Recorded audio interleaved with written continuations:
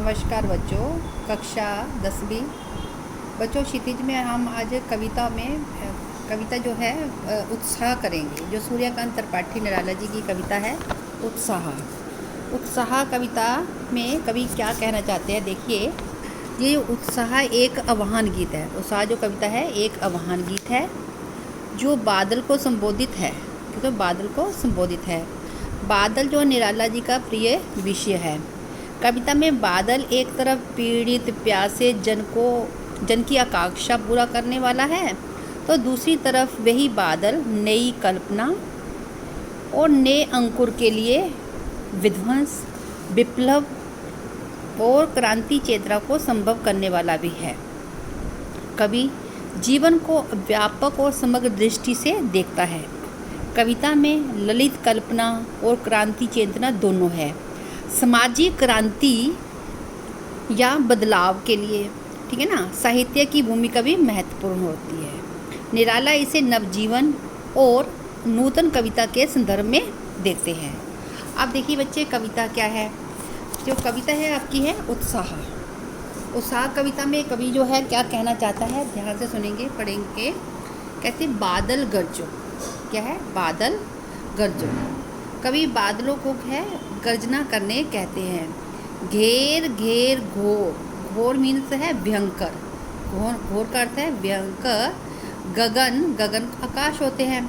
धाराधर क्या अर्थ है, ठीक है ना, कि बादल। धाराधर भी क्या है? बादल, आकाश में बादल। ओ ललित मैंने सुंदर। काले घुंघराले। देखो ये बादल है, कैसे घुंघराले बने हुए हैं। काले घुंघराले बालक की कल्पना के समान पाले, यानी कि बाल की कल्पना के समान है। विद्युत छवि, बिजली के समान चमक। छवि और मैंने हृदय में। कवि नवजीवन वाले, मैंने नया जीवन देने वाले। वज्र कठोर छिपा है। वज्र होता है कठोर, छिपा है। नूतन कविता में, नई कविता में। फिर भर दो बादल गरजो। अब देखिए इन पंक्तियों में कवि आपको क्या बताना चाहता है, इन पंक्तियों का क्या भाव है, ध्यान सुनेंगे। उत्साह शीर्षक कविता से उद्धृत और उपयुक्त पंक्तियों में कवि बादल के अनेक रूप प्रस्तुत करता है। कवि उनके घनघोर गर्जना करने के लिए कहता है और कहता है अपने गर्जन तर्जन से आकाश को भरने का आग्रह करता है, यानी कि आकाश को भरने का आग्रह करता है।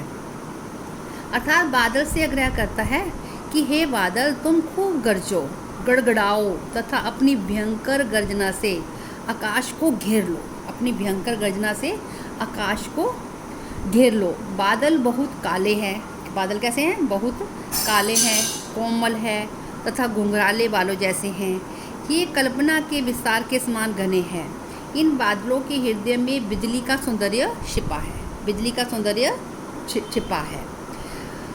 है ना। और ये बादल जो है नवजीवन प्रदान करने वाले हैं। ये बादल है नवजीवन प्रदान करने वाले हैं और नए आकार बदलने वाले हैं। बादलों में तरह के आकार बदलते रहते हैं। हे बादल, तुम अपनी भावनाओं में वज्र छिपाकर सारे संसार में जोश का स्वर भर दो, यानी कि कवि क्या है, जोश भरने के लिए कह रहा है। आगे नेक्स्ट पैराग्राफ देखिए, दूसरे पैराग्राफ में क्या कह रहा है।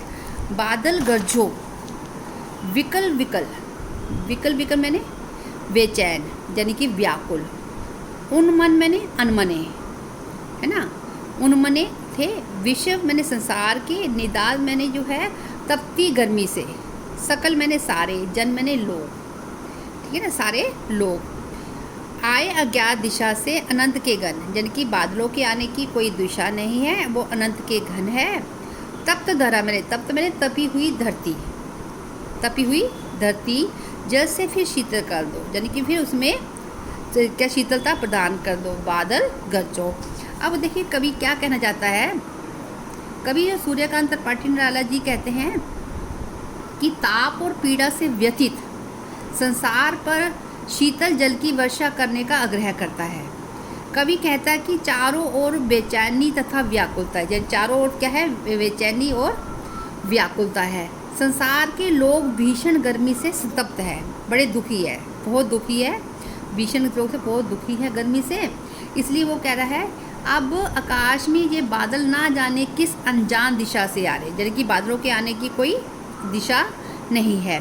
कभी कहीं इन्हीं बादलों का वहन करता हुआ कहता है कि बादलों तुम खूब बरसो, तुम खूब बारिश करो, है ना, तुम अपनी धरती और ग्रीष्म जो है गर्मी है ना, गर्मी से जो तपे हुए लोग हैं, झुलसे हुए लोग हैं, उनको तुम ठंडक पहुँचाओ।